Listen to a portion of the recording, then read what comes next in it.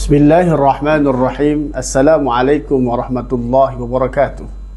Saya Muhammad Fikri, dosen Prodi Ulumul Hadis STKQ Al-Hikam Depok, peserta PKDP 2026 PTP UIN Sunan Gunung Jati Bandung. Pada kesempatan kali ini saya akan menyampaikan tentang moderasi beragama dalam bingkai Bhinneka Tunggal Ika. Sebelum kita membahas tentang moderasi beragama dalam bingkai Bhinneka Tunggal Ika, kita mengetahui dulu tentang apa itu moderasi beragama. Moderasi beragama adalah cara pandang, sikap, perilaku dalam beragama yang mengambil posisi di tengah-tengah, selalu bertindak adil dan tidak ekstrim dalam beragama.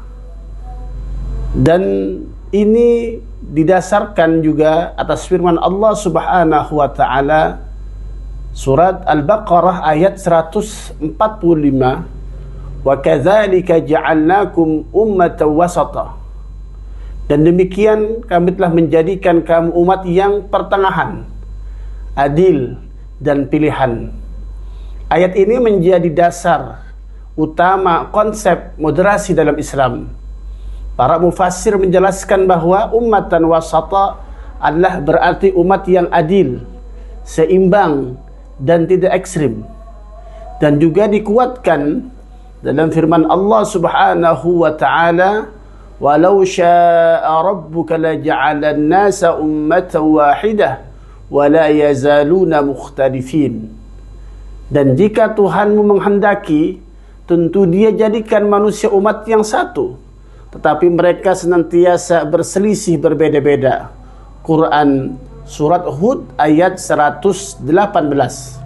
Ayat ini merupakan satu dalil Al-Quran yang paling kuat dan mendasar mengenai keniscayaan keberagaman pluralitas di dunia, yang menjadi basis teologis mengapa moderasi beragama dan toleransi itu wajib dijalankan. Jika dikaitkan dengan konsep moderasi beragama dalam bingkai Bhinneka Tunggal Ika, ayat ini mengandung beberapa pelajaran penting. Yang pertama, perbedaan adalah kehendak Allah, sunnatullah. Allah menegaskan bahwa jika Dia mau, sangat mudah bagi Allah untuk membuat seluruh manusia di bumi ini seragam, satu suku, satu bangsa, satu bahasa, satu agama. Namun Allah Subhanahu wa taala sengaja memilih untuk menciptakan manusia secara berbeda-beda. Oleh karena itu, menolak perbedaan sama saja dengan menentang ketetapan Allah Subhanahu wa taala.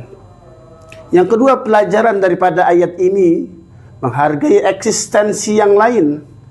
Karena perbedaan adalah sunnatullah, maka sikap ekstrim yang memaksakan semua orang harus sama atau seragam, baik dalam hal pemikiran maupun keyakinan, adalah tindakan yang keliru.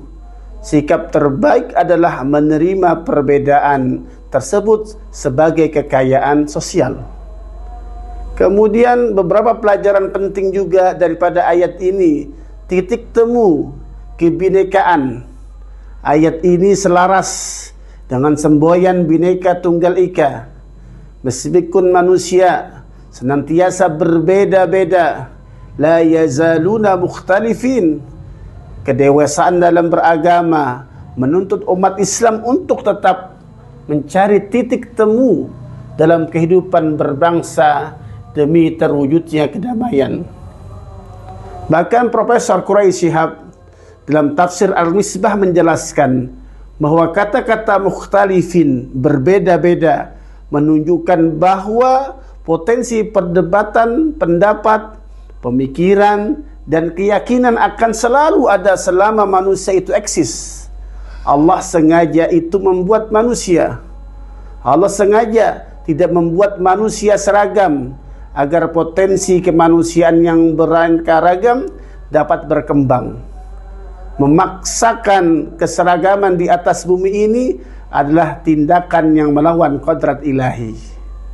Sementara itu, ulama besar kita, Buya Hamka, dalam tafsir Al-Azhar menambahkan catatan penting pada ayat berikut, yaitu ayat 119, yaitu kecuali orang-orang yang diberi rahmat oleh Tuhanmu.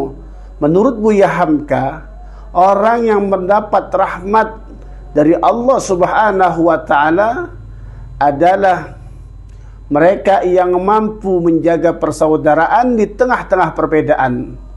Perbedaan pemikiran boleh terjadi, namun hati harus tetap terpaut dalam ikatan kasih dan sayang.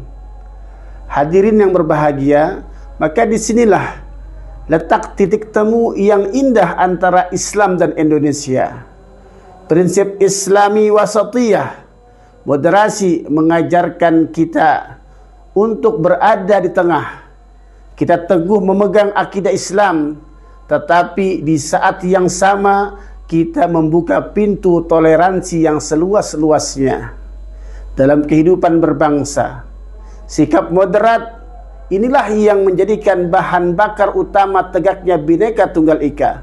Kita berbeda-beda secara garis keturunan, bahasa, secara ibadah, tetapi kita satu dalam bingkai kemanusiaan dan kebangsaan yang disebut ukhuwah wataniyah. Maka dari itu, mari kita jadikan toleransi, kita jadikan moderasi beragama bukan sekedar jargon, melainkan perilaku sehari-hari, saling menghormati, hak beribadah sesama warga negara, menyaring informasi dari media sosial agar tidak terjebak hoax yang memecah belah umat, yang memecah belah bangsa, mengutamakan dialog yang santun daripada kekerasan jika terjadi kesalahpahaman. Semoga Allah senantiasa melampaui rahmat kepada bangsa Indonesia dan menjadikan kita golongan umat yang mampu merawat kedamaian di atas bumi kebinekaan, yaitu Bhinneka Tunggal Ika. Kemudian hati-hati dengan dua kelompok yang ekstrim yang harus kita hindari. Ekstrim kanan adalah radikal atau tekstualis, memaksa teks keagamaan secara kaku tanpa mempertimbangkan konteks zaman serta kecenderungan menyalahkan atau mengkafirkan, membid'ahkan orang lain yang berbeda pandangan dan pendapat. Yang kedua, kutub ekstrem yang harus dihindari adalah ekstrem kiri atau liberal, terlalu mendewakan akal hingga mengakibatkan teks-teks dasar agama atau menganggap semua kebenaran agama adalah relatif demi asas kebebasan yang kebablasan.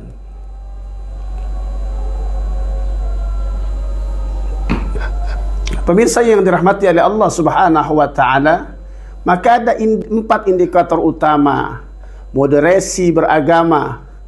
Seseorang atau sebuah kelompok dapat dikatakan telah mengimplementasikan moderasi beragama jika memenuhi 4 tolak ukur. Yang pertama adalah komitmen kebangsaan, menerima Pancasila, undang-undang